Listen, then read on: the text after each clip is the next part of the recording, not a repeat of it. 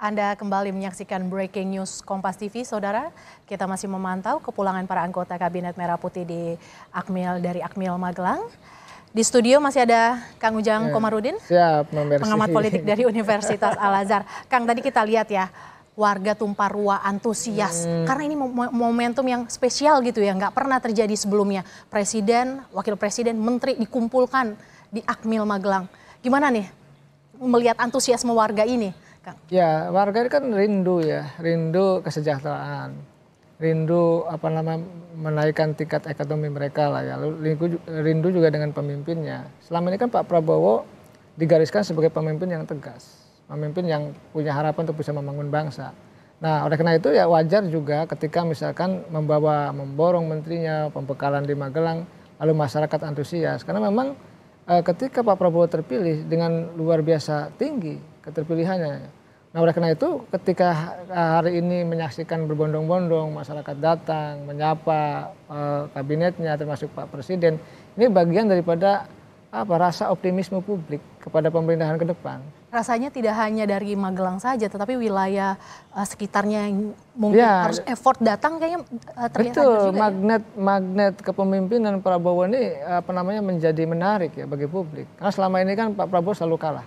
Dari 2009 sebagai calon wakil presiden, 2014, 2019 kalah. Nah, dulu itu masyarakat merindukan kapan Prabowo menang. Nah, saya menganalisa ketika sebelum Pilpres 2024 yang lalu, saya bilang 2024 itu waktu itu saya menganalisa ini arah anginnya ke Prabowo. Dan betul, makanya tidak aneh dan tidak heran ketika antusiasnya begitu tinggi, begitu besar harapan itu kepemimpinan bangsa itu kepada Pak Prabowo. Jadi bulat lonjongnya kepemimpinan kan ada daripada Prabowo. Oleh karena itu saya meyakini dengan antusias warga seperti ini gitu kita saksikan bersama, Prabowo ya tentu berkomitmen untuk mensejahterakan mereka, untuk mengangkat harkat, martabat dan derajat masyarakat miskin, masyarakat biasa, masyarakat rendah yang tentu tadi harus sejahtera. Oleh karena itu poin pidato Pak Prabowo kan ketika dilantik kan rakyat menjadi fokus dalam konteks untuk disejahterakan. Dan mereka juga kabinetnya kan diyakinkan bahwa mereka dilantik bekerja untuk kepentingan rakyat. Dan saya percaya Mbak Mercy bahwa komitmen itu ada pada Pak Prabowo, melihat antusias itu tentu kan jawabannya dengan kinerja terbaik. Dengan produk yang tentu hasil yang bisa dirasakan oleh masyarakat Indonesia.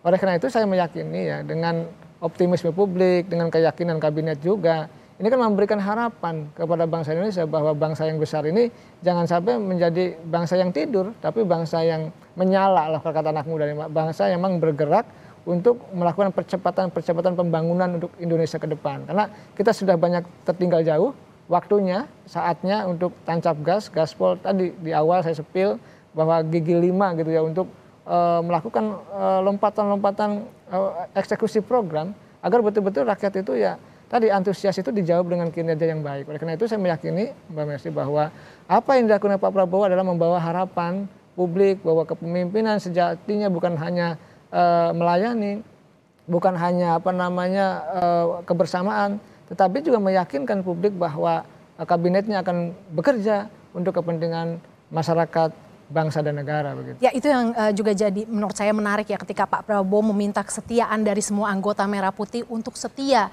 tetapi kepada bangsa dan negara bukan kepada dirinya gitu. Gimana Kang Ujang? Ya, saya percaya ya kalau presiden bisa silih berganti. Itu soal personal gitu ya. Tetapi kan bangsa negara ini kan harus tetap ada. Harus menjadi kebanggaan kita bersama. Nah, menjadi pejabat, menteri, wakil menteri, kepala badan itu kebanggaan, amanah. Oleh karena itu tadi bahwa sumpahnya adalah bukan sumpah untuk Pak Prabowo, tapi sumpah untuk bangsa dan negara, kira-kira begitu Mbak Mercy. Oke, baik. Kita akan lanjutkan perbincangannya usai jeda, Saudara. Breaking News Kompas TV masih akan kembali sesaat lagi. Tetaplah bersama kami.